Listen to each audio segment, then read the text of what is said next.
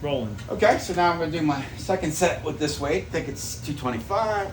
Again, just not trying to kill myself, but trying to work out. That's something that gives me a good workout, something that I can feel, get my muscles going. Okay?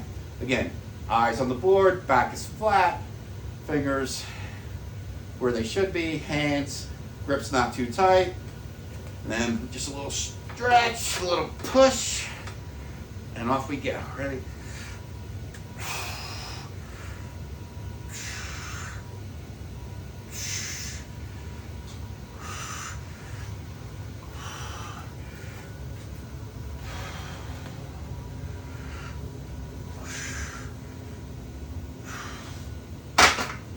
I was just coming through. Perfect. You know, we focus a lot on what you do with your arms there, but what exactly do you do with your legs? I took a little bit of a walkthrough. You want your legs planted on the ground for the most part, at least to start out with, right? You do, and I see, you know, sometimes at the gym, I see people lifting their legs when they try to lift heavier.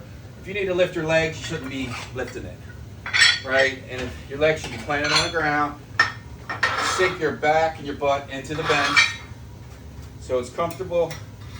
But yet, you don't want to be with your legs flailing around, right? You got to be able to attack the weights, but you want to be smart about it, right? You don't want to go too crazy where you lose your form, all right?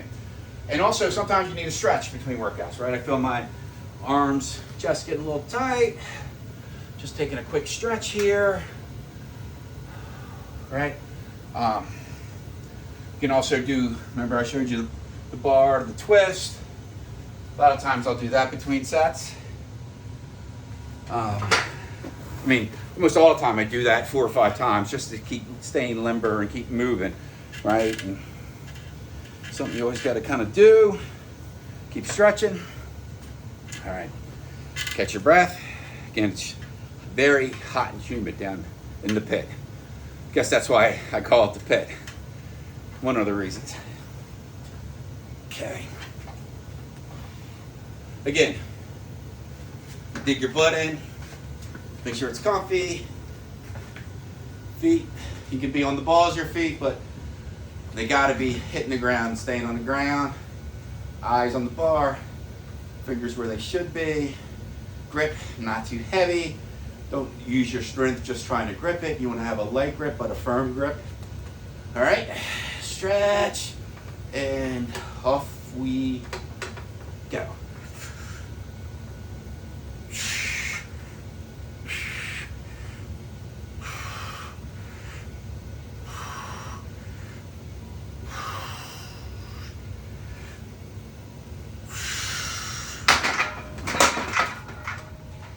All right.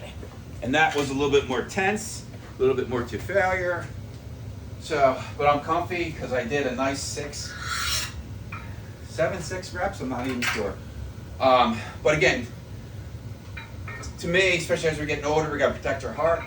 And you don't want to do massive power movements with massive amount of weight when you don't have to. You don't need that. It doesn't make you look any better, right? Who cares what people are lifting at a gym? Yeah, we're not doing world's strongest man, right? Like, that's not the goal. Yeah, absolutely. Right? And yes, I have been pretty strong in the past. Just because, you know, playing sports when I needed to be. But now I don't. And I'm more concerned about technique. I want to look. And being practical, some level of practicality, right? Absolutely, absolutely. I'm going to put the 10 here because I'm going to need it in a little bit. Sometimes the hardest part of lifting weights is stripping the bar. Right? I almost forgot to take this off. Let me grab this one. And I'm going to put the 35 here. Save time. And again, what you could do, and you can hold it out, you can turn it.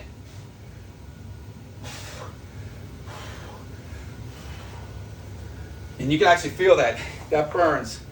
And if you do it for an extended period of time, you'll see exactly what I'm referring to. Okay. So next we're going to do another compound movement, right? Try to do at least 2, sometimes 3 compound movements per workout when you can. But compound movements are good. Do you know why, John? Tell me. Because compound uses multiple muscle groups. Not right? just one in isolation, right? Yes. It's more of a complete exercise. Yes. A squat is the most complete, probably best exercise for you. Bench press. And you have like lat pull down and military press. And also like barbell curls are, have a tendency to work a lot of muscles as well. But now we're going to work on the military press. Okay? Yeah, I'm just shifting things around to make it better for me. All right? So now, from this side, I am going to show you a military press, right? And what I would suggest here, you may want to go lighter, especially if you're starting out, right? If you can't do 25 on each side, not a big deal, right? But we're going to focus, right? And basically, let me talk about the grip for a second. Kind of be a little bit more closer to the middle than you were for a bench press, right? I always try to put my pinky on the little line here, right? So here, lift up, right? Feet on the ground, back straight. This is why I wear a belt. Up.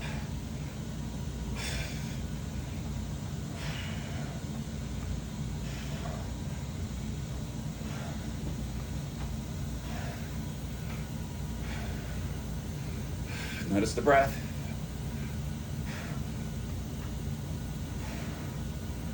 So, you can also do these standing up. You can also do these if you have a bench and your back's against the bench. You may want to do that.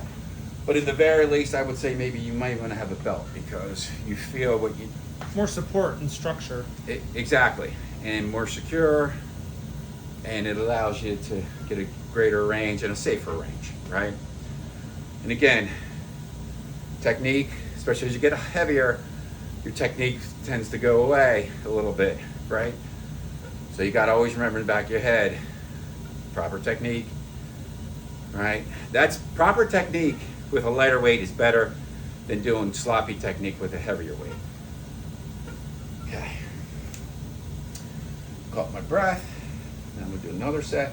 Again, this is perfect for the shoulders, traps, delts, triceps, chest as well, back muscles. This is a good compound movement. I like to do this especially when I'm at the gym too, usually standing.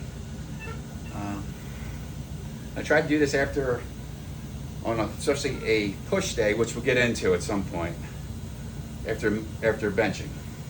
Okay, ready? Another set. Feet firm, back straight. Press overhead.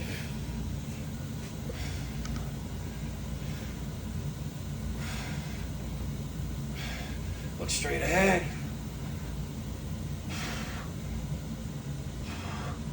Arms extended. Okay, didn't mean to slam it that loud. Sometimes my wife freaks out, but it's all good. Gonna go up a little bit. But again, even though I'm going heavier, same type of technique, same type of grip. I'm just trying to stress my muscles a little bit more. Again, you may find yourself getting tight like I am, right? Great day, just keep stretching. If you don't have this, use an old broom or something. You find that this tightens your core, engages your core as well, all right? Probably look silly doing this, but it does feel good on your back, believe me. Okay. I see John laughing on camera at me. Right, John? That's it. I was just smirking. That's all. Anyway, all right, we're gonna go again. Ready? Up.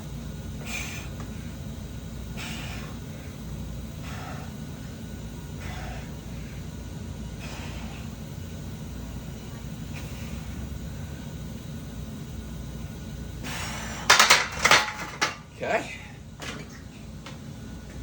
Again, I'm gonna come over and get some water. It's 95 degrees. And we're moving right along here. I think what did I do, about 8 reps there? That looked like it, yeah. Okay, so probably gonna try to do like 6. Increase it a little bit more. Hit 6.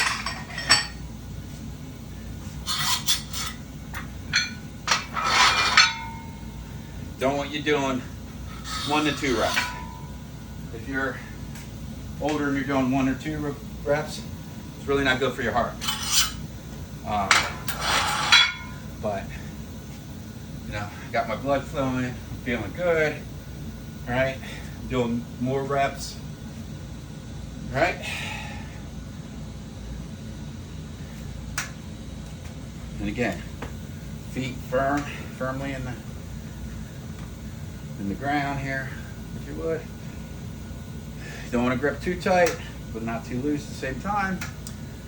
Good distance. Start getting your breath going. Ready? Up.